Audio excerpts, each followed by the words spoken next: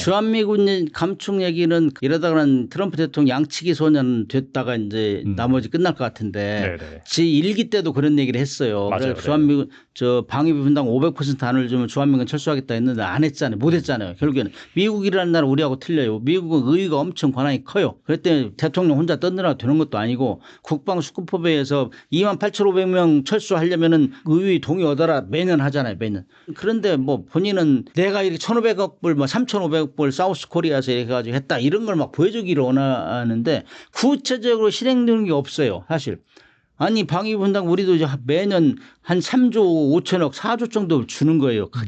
직접비가 1조 5천억이고 나머지 뭐 세계 최고의 그 평택 기지도 있고 오산 기지도 있고 그런 간접비까지만 한 3조 5천억 4조 원을 줘요. 그런데 트럼프 대통령을 겨우 매 주장하는 게 1조밖에 안 받는다 그랬죠. 그 1조도 누적돼 있어요. 지금 쓰지도 못해요. 돈 쓸 데가 없어가지고. 그냥 뭐 은행에 넣어놨다고 하더라고요. 네. 그러니까 그런 상태에서 뭐 더 내라 하고. 그다음에 또 우리한테 막 한국은 부자 나라인데 우리를 갉아먹고 있다고 그러고 벗겨먹고 있다고 이런 얘기를 하고 그다음에 이제 28,500명인데 45,000명인가 48,000 이런 식으로 얘기해 신빙성이 없는 거 신빙성이. 그리고 실질적으로 트럼프 대통령은 행정부에서 이제 3년 반인가 얼마밖에 안 남았는데 미국 의회는 쭉 하잖아요. 미국은 의회에서 법을 만들어 가지고 하는 거지 행정부에서 해달라는 거 아니거든. 그때 미국 의회가 굉장히 커요. 미국 의회에서는 지금 한국의 전략적 가치를 굉장히 높이 평가해요. 주일 미군도 있고 주한 미군도 있는데 주일은 일부는 아시아 전략의 코너스톤 주춧돌이라고 생각하고 있다고 미국 조하에서는. 그다음 한국은 린치핀. 그 둘 넘어지면 집이 무너지고 마차가 무너지는 거 아니에요. 그렇죠. 네. 그 정도로 중요하고 최근에 들어서는 뭐 어떤 장성이 한국은 큰 한국마음이다. 중국 턱 밑에서 중국을 공격된 그 정도로 네. 중국을 견제하고 그다음에 아시아 태평양 전략에서 한국은 중요하다고. 그렇기 때문에 트럼프 혼자 떠든다고 그게 되는 게 아니에요. 그래서 무엇이든지 감축을 하든지 설수하든지 합리적인 근거를 가지고 얘기해야지 그렇지 않으면은 우리가 공격을 하고 막 철수하려면 철수해 하면은 당황하거든. 그러니까 말을 뱉은 걸 이제 의회에서 딱 주워 담고 있는 상황이라고. 그렇기 때문에 주한미군도 우리보다 자기가 훨씬 중요하다고 생각하고 아시아 전략을 해서 그다음에 주한미군은 사실 이승만 대통령에 의해서 만들어진 거잖아요. 그거는 제일 목적은 북한의 재남침을 거부하고 억제하는 거였다고. 그러나 지금 미국에서도 핵무기를 제외한 모든 것을 남한이 압도한다고 알아요. 미국에서도. 네. 우리가 무기 성능도 많지 전쟁은 돈 없으면 지잖아요. 우크라이나 같이. 응? 그렇죠. 그렇기 때문에 걱정할 거 없어요. 그러나 핵무기가 있다는 것 때문에 미국이 핵 확장을 우리가 해줄게. 이런 상황이기 때문에 미국은 주한미군을 자기들의 동북아 전략 거기에 오히려 더 많이 쓰려고 생각하고 있다고. 대북보다. 그렇기 때문에 우리는 원래 북한 재남침에 대비해서 한다고 했는데 세계 최대의 기지를 만들어주고 이 정도 살기 좋은 그 주한미군 기지가 어디가 있느냐. 우리 잘 해줬지 않냐. 엄청나게 대접부터 잘해주고. 진짜 우리 주한미군들은 선호하는 자리 중에 하나예요. 그 대접을 잘 받. 그렇게 해줬는데 자꾸 주한미군 문제만 있으면 설수한다. 우리가 거지도 아니고. 응? 그런 식으로 계속 우리를 자꾸 농락하는 것. 이건 아주 안 좋은 버장머리고 좀 센 발언인데. 아무튼 그거를 지금 일기 때부터 계속 주장하니까 어떻게 보면 양치기 소년으로 끝날 가능성이 많아요. 미국이 오히려 더 중시하겠다고. 미국 전체적인 국익 관점에서 봤을 때 주한미군이 주둔하는 게 확실히 더 플러스 요인이다. 그렇죠. 우리의 국익은 과거에 우리를 위해서 했지만 지금은 뭐 훨씬 미국의 동북아 전략에서 주한미군은 굉장히 중요한 전략적 가치가 있다. 자기들이 판단하고 있는데 의회하고 트럼프하고 엇박자를 대는 거죠 지금. 그런 상황이에요. 그리고 주한미군 관련된 또 질문을 하나 더 드리고 싶은데 이재명 대통령 후보 시절에 전시작전 통제권 환수를 공약으로 낸 바가 있습니다. 안규백 국방부 장관 역시 이재명 대통령 임기 내 전자권 전환을 목표로 추진하겠다라고 밝힌 바가 있는데 이 전자권 환수 이슈가 재점화된다라고 한다면은 이 주한미군의 역할과 위상은 어떻게 달라질까요? 주한미군의 역할이 좀 바뀌죠. 그동안 계획했던 것이 이제 지금은 전시가 되면 데프콘 3 이상 되면은 주한미군 사령관, 연합사령관이 이제 작전 통제권을 가져간단 말이죠. 그렇게 하고 우리 한국군 포스타는 부사령관 역할을 한다고. 전쟁은 미국이 끌고 가는 거고 우리는 보조하는 거, 지원하는 거 이렇게 됐는데 우리가 이제 원하는 방향은 우리가 전쟁이 일어나면 우리가 지휘자가 되고 미국 부사령관 포스타가 이제 지원하는 개념이죠. 그렇기 때문에 어떻게 책임 차원에서 보면은 주한 미군이 책임지고 가면 우리가 좀 그래도 좀 든든하잖아요. 세계 1등 국가 최대 강대국이니까. 근데 우리가 지원하는데 미국에서 기분 나쁘면 야, 나 지원 안 해줄 거야. 응? 소극적으로 나설 가능성이 소극적으로 나올 가능성이 있죠. 네. 그런 면에서 이상이 많이 달라지는 거고 미국이 전 세계를 전쟁을 지휘하면서 이렇게 부사령관으로 간 거는 거의 없어요. 주도적으로 하고 나머지 그렇지만은 어쨌든 간 이 노무현 정부 때부터 시작해 가지고 지금 수대 정권이 있으면서 하기로 합의는 했는데 어느 순간 되면은 북한이 도발할 때가 되면은 미사일 쏘고 막 긴장감이 되면은 또 그것 때문에 안 된다 하고 그걸 또 정치적으로 악용하고 그랬단 말이에요. 네. 조금 전에 얘기했지만은 사실 우리가 핵무기를 제외한 모든 건 북한을 압도할 수 있어요. 그리고 핵무기는 북한이 내가 볼 때는 정말 사용하기 힘들어요. 김정은이가 돌아버린다든지 죽었다 뭐 나 죽고 다 죽는다 생각하는 이런 상황이면 안 쓸 수가 없어요.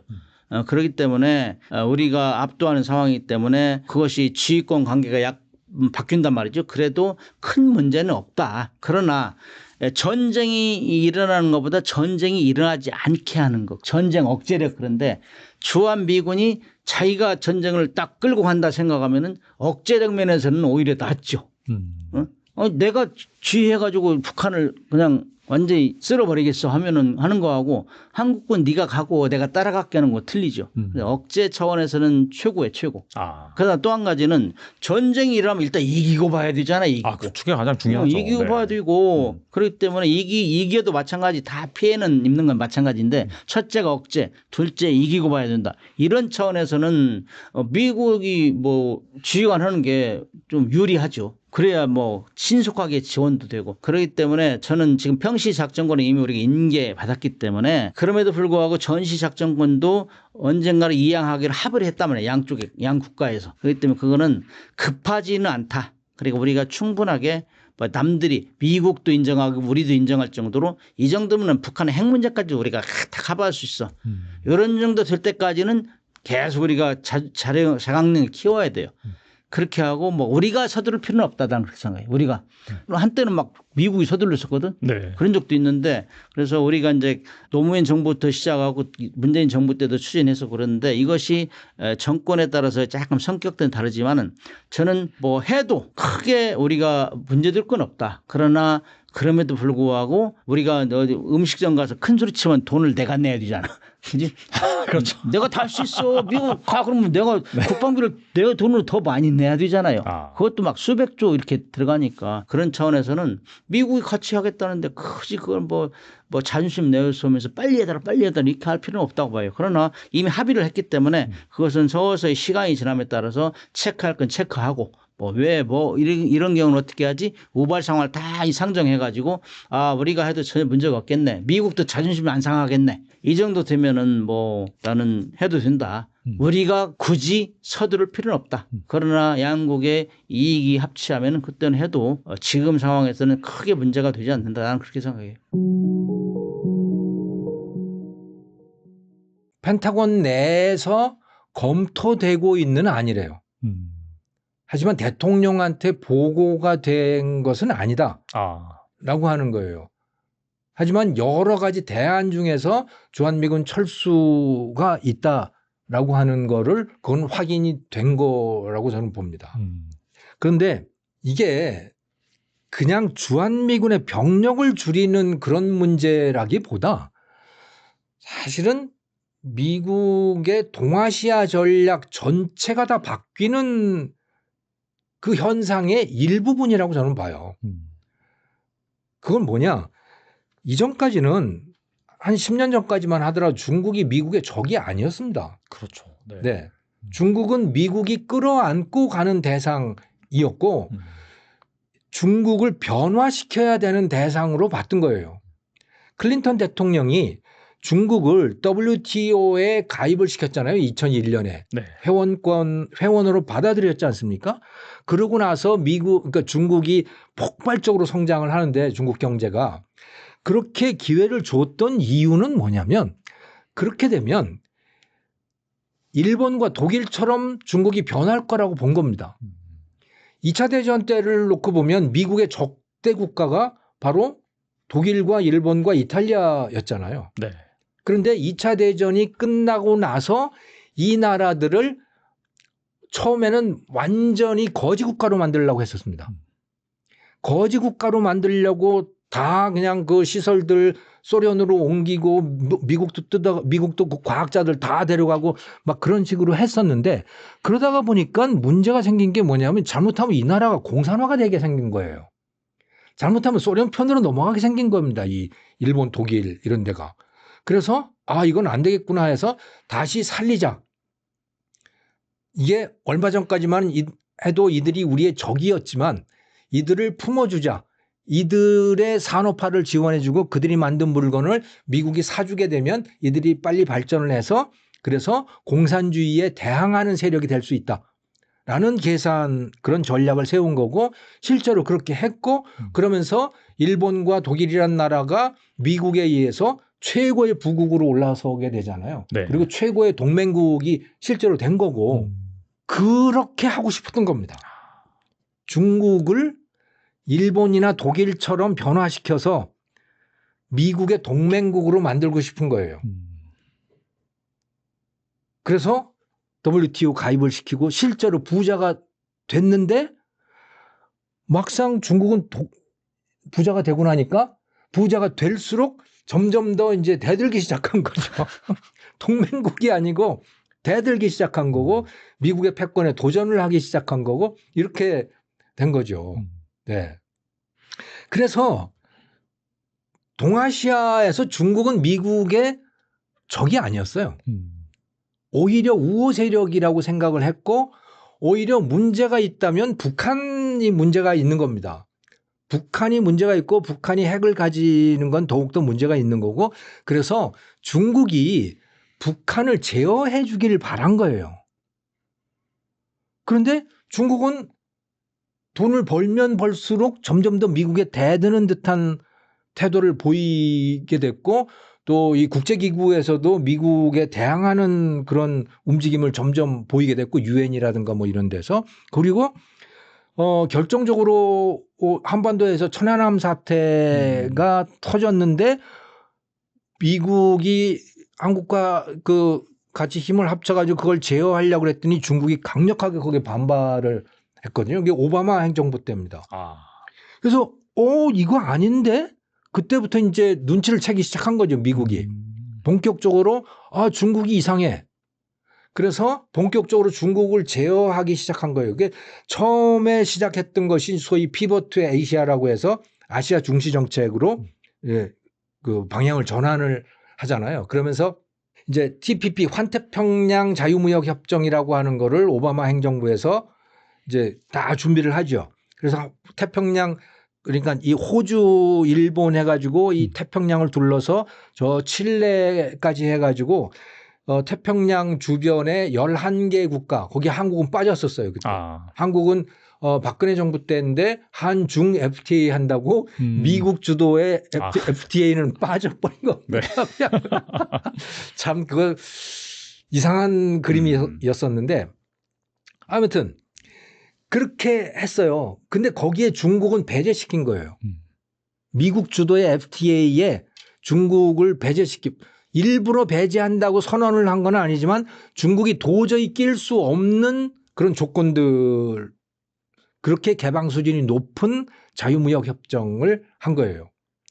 그래서 세계의 교역을 미국 중심으로 가져가면서 중국은 제외시키려고 했던 겁니다. 그런데 그게 이제 트럼프에 들어오면서 트럼프가 집권을 하면서 우린 자유무역 협정 같은 거 안 해 해가지고 거기서 탈퇴를 해가지고 좀 엉망이 돼버렸지만 아무튼 오바마 때부터 이제 중국을 배제하기 위한 노력들이 꽤 있었죠. 트럼프에 들어와서는 이제 점점 더 그렇게 된 거고. 네. 하지만 군사적으로는 특별히 움직임을 보인 건 아니었어요. 네. 이건 바이든 때 들어와서 이제 본격화되는 건데 그런 거는. 자, 그런데 이게 트럼프에게 들어와서 중국을 본격적인 미국의 제1 제어 대상으로 삼고자 하다가 보니까 중국이 너무 이제 버거운 상대가 되어버린 겁니다. 미국 혼자서 감당하기는 너무 어려운 거예요. 그리고 돈이 너무 많이 들어. 네, 너무 돈이 많이 드는 거예요. 중국 해군이 너무나 강력해졌고, 그리고 미국의 입장에서는 저 본토에서부터 그 많은 병력을 싣고 여기 동아시아까지 오는 것도 이게 큰일인 거죠. 시간도 많이 걸리고 이게 보통 일이 아닌 겁니다. 그러니까 중국을 제어하는 데 있어서 이 중국과 접하고 있는 이 나라들이 도와줬으면 좋겠는 거예요. 그게 일본, 한국, 필리핀, 호주 이런 나라들인 거죠. 그들의 도움을 필요로 하게 된 거예요, 지금. 그래서 그거를 소위 인도 패시픽, 인도 태평양 전략이라고 하잖아요. 요즘에 이제 그 원래 인도 태평양 전략이라고 하는 그 말은 아베가 만든 말입니다. 아베가 미국한테 제안을 하는 거죠. 오바마 행정부 때 이미 그렇게 한 건데 제안을 하면서 야, 우리 그 인도 태평양 전략을 이게 자유진영의 나라들끼리 여기를 다 이제 봉쇄를 하자 말하자면 거기에서 다 미국을 위한 거니까 일본이 주된 역할을 할게 좀 양해해줘 네. 이런 전략이었던 거예요 이게. 네. 그래서 인도 태평양 전략이라는 말을 쓰고 그걸 미국도 이제 그 말을 쓰게 된 거고, 네. 그러면서 인도 태평양 지역에 중국이 나오지 못하도록 하는 그런 전략을 지금 추진하게 된 겁니다. 그리고 트럼프 시대에 들어와서 그게 분명해진 거고 이제. 자, 그러자 보니까 그런데 미국 돈은 쓰기는 싫고 미국이 그렇게 돈이 많지도 않고 중국은 너무 세졌고 그러다 보니까 이제 일본, 한국, 필리핀, 대만 이 나라들이 다 이제 미국의 전략에 들어오길 원하는 거죠. 돈도 많이 내길 원하는 거죠. 네. 그리고 주한 미군이며 모든 것을 다 거기에 맞추길 원하는 거죠. 사실 이전까지 주한 미군의 역할은 북한을 저지하는 거였어요. 그리고 중국은 미국의 적이 아니었어요. 너무나 단순했어. 주한 미군은 북한을 저지하면 되는 거예요. 그런데 지금 트럼프의 입장에서 보면요. 완전히 그림이 달라진 겁니다. 미국이 막아야 되는 거는 중국이에요. 북한은 어쩌면 손을 잡아야 되는 대상이 된 겁니다. 북한은 잘 달래서 중국 견제하는 데 써먹었으면 좋겠는 거죠. 말하자면. 러시아도 잘 달래서 중국 견제하는 데 써먹었으면 좋겠는 거예요. 네. 그게 뜻대로 잘 안 되지만. 그렇게 그림이 바뀌어 있는 겁니다. 그러니까 주한미군의 역할도 당연히 미국의 입장에서는 자기들이 원하는 대로만 한다면 이거는 대중국 견제용이었으면 좋겠는 거예요. 그게 솔직한 심정인 거죠. 제가 트럼프 대통령 1기 때 언론사 특파원으로 미국에 한 4년간 있었다고 말씀을 드렸잖아요. 네. 그때 되면 미국은 한국과 어떤 중요한 뭔가가 있을 때 평소에 제가 아무리 이메일을 보내도 답도 안 하던 고위 관료들이 맞아요. 네. 먼저 보내는 때가 있습니다. 너 혹시 뭐 궁금한 거 없니? 이렇게. 그리고 뭐 인터뷰 필요하지 않니? 저는 그때 또 요 말씀을 드렸는데 그 월스트리트 저널이나 이런 데서 요런 기사를 그 타이밍에 쓰는 거는요. 미국 정부의 필요에 의해서 썼을 가능성이 있다고 생각을 합니다. 충분히 제가 느낀 미국이라면 충분히 그런 식으로 활용을 했을 가능성이 있다고 생각을 하고요. 그렇기 때문에 뒤에 이제 감축 계획이 없다라고 한 건 이건 뭐 공식적인 거고 그렇지만 물밑에서 이런 게 있으니 너희들 어떻게 할래? 라는 걸 한번 저는 보여준 거라고 생각을 합니다. 4,500명을 보여준 거라고 생각하고요. 실제로 이제 그런 모습이 어떻게 이제 그 워딩들로 나타나느냐 보면 물론 그 미국 방부 고위 관계자가 주한미군 감축 계획은 없다라고 했고 미국의 국방수권법이나 이런 데도 28,500명 해야 되고 바뀔 때 바꾸는데 예산을 쓰면 왜 이게 바꾸는 게 우리의 안보에 도움이 되는지를 증명해야 된다 뭐 이런 식으로 부대 조건이 들어가 있잖아요. 그런데 제이비어 브런슨 주한미군 사령관이요. 최근에 이제 며칠 전에 지난 8일입니다. 그러니까 한미동맹 현대화와 주한미군 숫자 조정에 대해서 그러니까 주한미군 사령관이 숫자에 대한 논의가 아니라 역량에 대한 논의가 이루어져야 된다라고 말을 했거든요. 있거든요. 그러니까 무슨 양이 그렇게 중요하냐. 그냥 양이 숫자가 아니다. 진짜 질이 중요한 거야.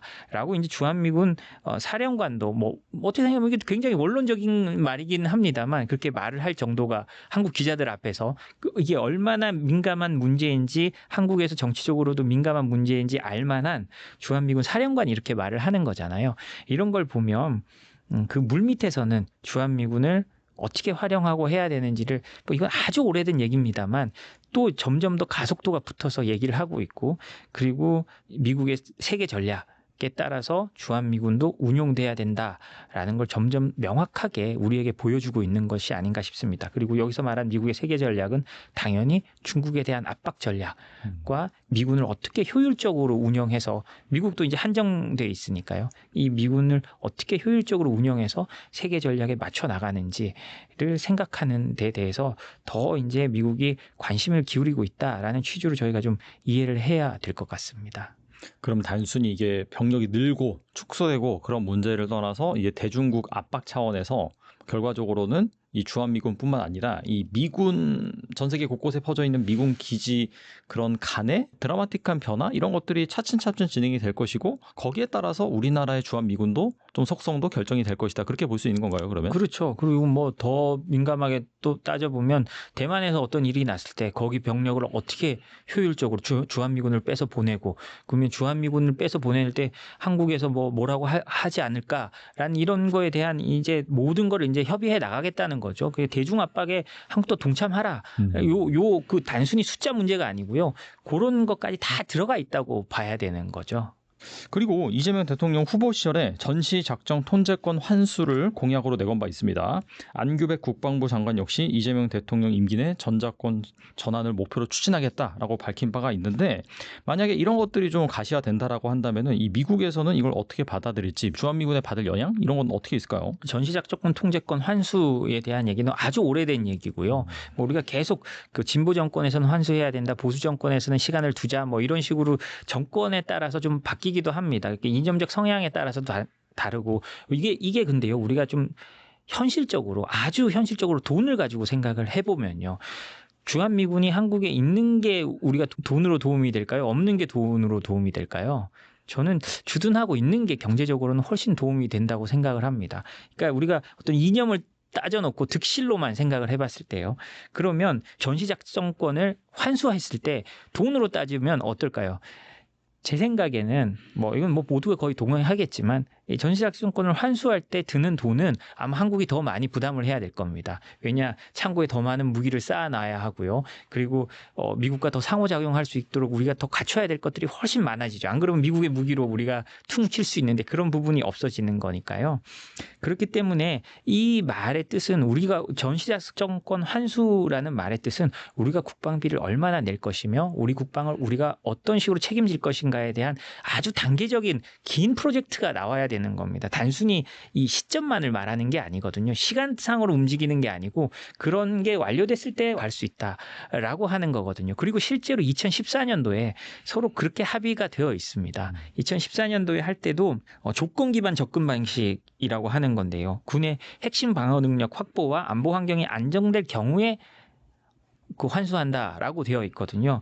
그러면 전투 수행 능력 정보 지휘 통제 역량 같은 실질적인 준비 수준이 되어 있어야 된다는 건데 이 준비 수준을 한국은 다 되어 있다. 미국은 아직 안 된 것 같다라고 뭐 말할 것 같은데 실제로 뭐 트럼프 행정부에서는 계속 전시작전권 가져가세요. 라는 입장이거든요. 그렇기 때문에 왜냐? 그러면 한국이 돈을 더 많이 쓰니까요.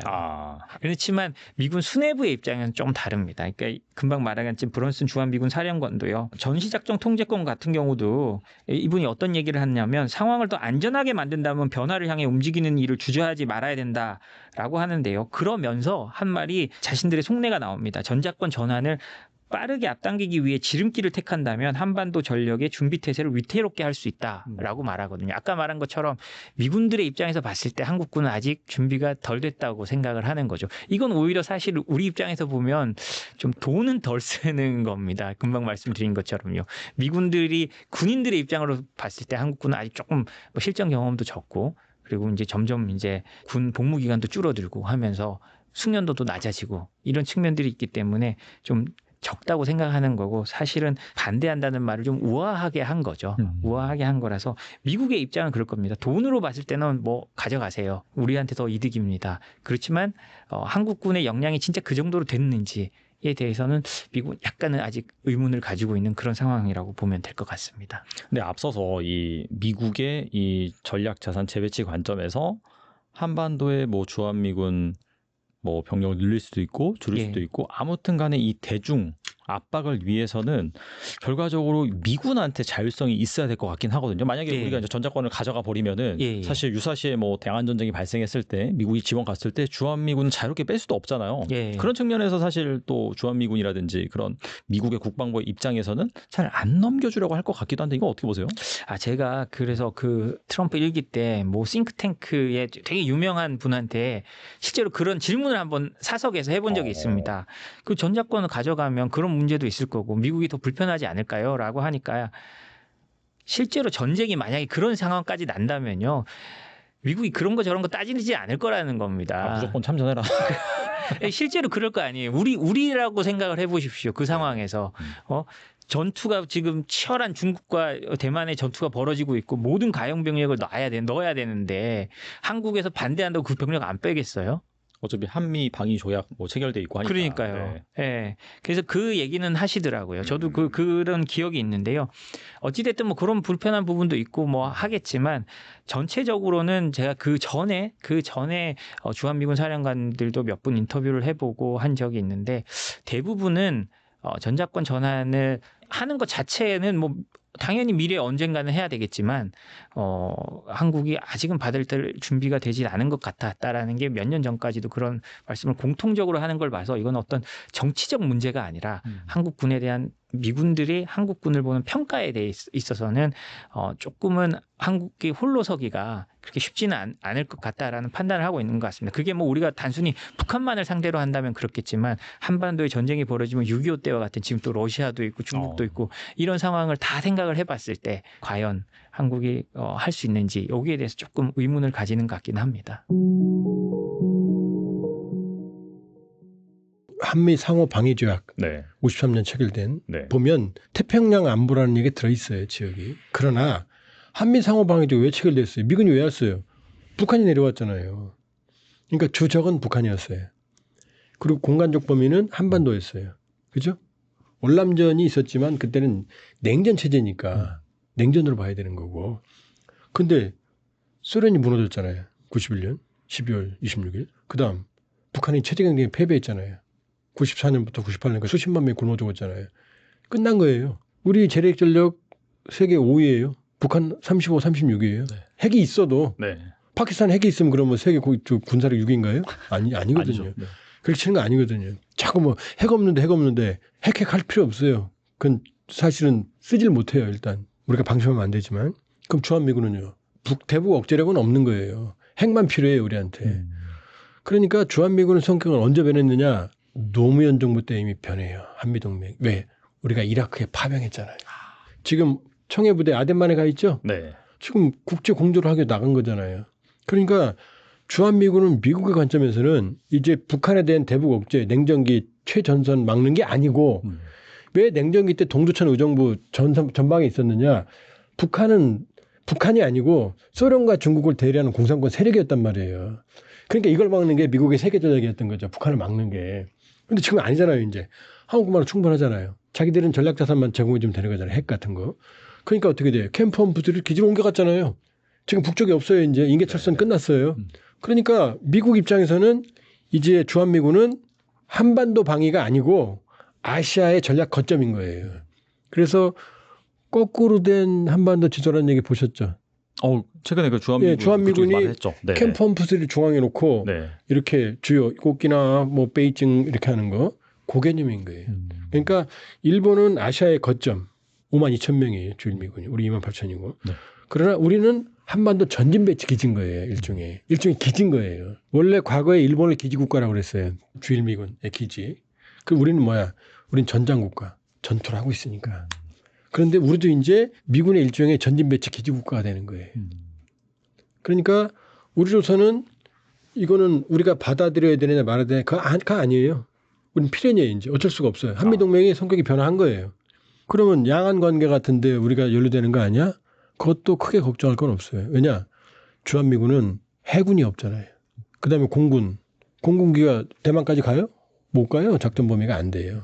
자동적으로 연루가 되는 건 일본이에요. 일본 외에 해군 기지가 있잖아요.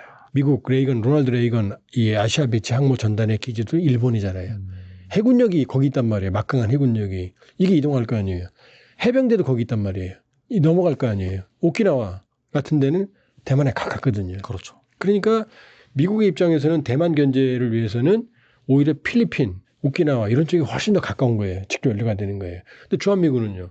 해군력이 없는데 어떻게 연루가 돼요? 공군기도 못 가는데 병력이. 그렇죠? 그러니까 오히려 미군은 일종의 주요한 거점으로 활용을 하는 거지. 이게 대만 사태에 갑자기 자동적으로 연루된다? 뭐 간접적으로는 모르죠. 그러나 직접적으로는 일본이 훨씬 더 연루가 된다. 그러니까 우리를 치면은 이제 한국군 자체 방위가 가능하고 병력의 숫자는 중요하지 않은 거예요. 한미동맹 유지와 미국의 전략자산, 핵을 포함한 해구산 이게 중요한 거지 몇 명 빠지고 어쩌고저쩌고 하나도 안 중요해요 지금은. 그러니까 뭐 주한미군 뭐 감축한다 뭐 증시 그러니까 없어요. 이미 우리가 충분한 억지력이 있고 주한미군이 존재하는 한 캠프 험프리스가 존재하는 한 그다음에 미국의 확장 억제가 존재하는 한 한미동맹은 우리가 원하는 걸 충족시키는 거예요. 그러니까 지금도 주한미군 28,500명이라고 그러죠. 몰라요 몇 명인지. 순환 배치라고 그래서 1기 여단 규모가 끊임없이 미 본토로 갔다 지금 순환 배치되고 있거든요. 그렇게 본다 그러면은 주한미군의 규모에 대해서는 연연할 필요가 없다. 그러니까 주한미군은 이걸 아시아의 전진 배치 거점으로 활용하고 싶어 한다. 왜냐? 일본은 섬이잖아요. 한반도는 육상이잖아요. 중국과 연계되어 있잖아요. 이건 중국으로서 어마어마한 부담이죠. 자꾸 이런 얘기 하거든요. 어떤 사람들이 주한미군은 중국과 너무 가까워서 얻어 터지기 쉽다. 맞아요. 네. 네, 거꾸로 생각해 보세요. 베이징 너무 가깝잖아요. 주한미군이. 공격하는 사람 입장에서는. 방어만 생각하지 말고 베이징 입장에서 어떻게 생각해요? 주한미군은 수틀리면 북한 통과해서 올 수 있는 거 아니에요. 만주적으로. 그럼 이쪽에도 병력을 증강시켜놔야 되는 거예요. 그러니까 미국으로서는 한반도의 주한미군 기지를 운영하는 건 거점 기지를 운영하는 건 안보적으로 대단한 유용성이 있는 거죠. 몇 명 있냐가 중요하지 않는 거죠. 자기 기지가 있는 거잖아요. 기지 있는 거랑 없는 거랑 어떻게 생각해요? 완전 다르죠. 시골에 전원주택 있는 거랑 없는 거랑 하고 땅 차이죠. 땅 차이죠. 그거 똑같은 거거든요. 그러니까 감축한다, 뭐 어쩐다 의미 없다. 주한미군은 확실히 유지한다. 트럼프든 트럼프 할아버지든. 그리고 미국에게도 유리하고 우리한테는요. 미국 필요하잖아요. 핵이 없으니까. 그리고 이 불확실성 시대에 아무리 트럼프가 우리 삥 뜯고 등치지만 이 우주군대 세계 최강의 앞으로도 20, 30년은 우주군 될 텐데 그러니까 동맹을 맺고 있다는 건 안심이 되잖아요. 네. 그러니까 서로 남는 장사예요. 그러니까 자꾸 뭐 성조기 안 들고 다녀도 주한미군은 안 나가고 미군도 남는 장사고 우리도 남는 장사예요. 다만 이제 한미동맹 2.0 시대다. 과거가 아니다. 서로 필요한 만큼 돕고 돕는 동맹으로 가는 거다. 이렇게 볼 수 있죠. 딱 하나만 좀 말씀 들어보니까 궁금한 게 있어서 최근에 이제 조선업 협력 얘기 나왔잖아요. 그래서 뭐 군산항이 함정 MRO 기지로 활용될 수도 있다 뭐 이런 얘기 나오는데 아무튼 이 조선업 협력, 이 군함 미국의 군함 증대를 강화하는 그런 차원에서 주한미군의 역할이 뭐 바뀌거나 그러진 않을까요? 일단 조선업은 심각해요. 지금 세계 상선 군함은 빼고 상선을 보면 중국이 54%를 점유합니다.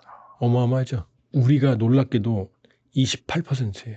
일본이 11%예요. 미국은요 0.1%.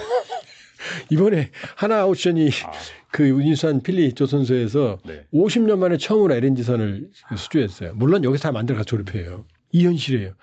자, 지금 미국의 군사력은 뭐예요? 항공모함이 헐리우드 영화 보면 항상 항공모함 촥 멋있게 가잖아요. 해군력이란 말이에요.